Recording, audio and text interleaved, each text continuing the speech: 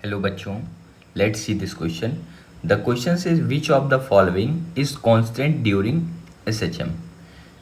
इन चारों में से कौन सा ऐसा पैरामीटर है जो एसएचएम के वक्त कोई पार्टिकल के लिए कांस्टेंट होता है. की concept of the question is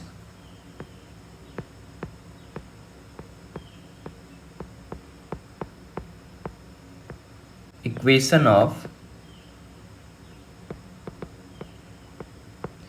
velocity, acceleration,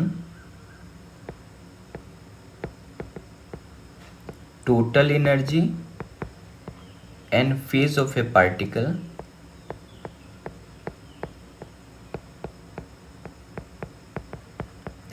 in simple harmonic motion.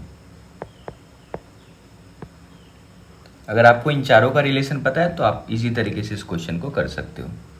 First option है हमारे पास वेलोसिटी. तो हम लोग ये चेक करते हैं क्या वेलोसिटी कांस्टेंट रहता है. तो आप वेलोसिटी का अगर इक्वेशन देखोगे तो किसी पार्टिकल के लिए वेलोसिटी का रिलेशन होता है ओमेगा रूट अंडर एम्पलीट्यूड का स्क्वायर माइनस डिस्प्लेसमेंट का स्क्वायर. अब आप इजीली देख पा रहे हो कि ये जो डिस्प्लेसमेंट है ये मीन पोजीशन से लिया गया है और ये वैल्यू हमेशा चेंज करेगा. मीन पोजीशन पे 0 होगा, उसके बाद जो वैल्यू है थोड़ा थोड़ा बढ़ता जाएगा. तो यहाँ पे क्या है, वेलोसिटी हर टाइम फिक्स नहीं रह रहा है, कांस्टेंट नहीं रह रहा है, तो ये वैल्यू चेंज कर रहा है. तो ये ऑप्शन तो नहीं होगा, ये इनकरेक्ट है. सेकेंड ऑप्शन है एक्सेलरेशन. तो एक बार एक्सेलरेशन चेक कर लेते हैं. अगर आप एक्सेलरेशन का रिलेशन देखोगे तो ये होता है माइनस ओमेगा स्क्वायर एक्स. किसी कोई पार्टिकल अगर एसएचएम एग्जीक्यूट कर रहा है तो उसका ये इक्वेशन होता है एक्सेलरेशन के लिए.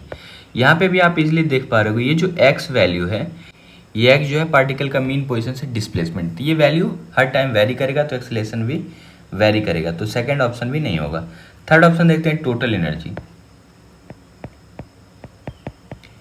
अगर टोटल एनर्जी का रिलेशन देखें तो टोटल एनर्जी होता है is equal to 1/2 M omega square into amplitude का स्क्वायर, किसी पार्टिकल के लिए जो एसएचएम एग्जीक्यूट कर रहा हो.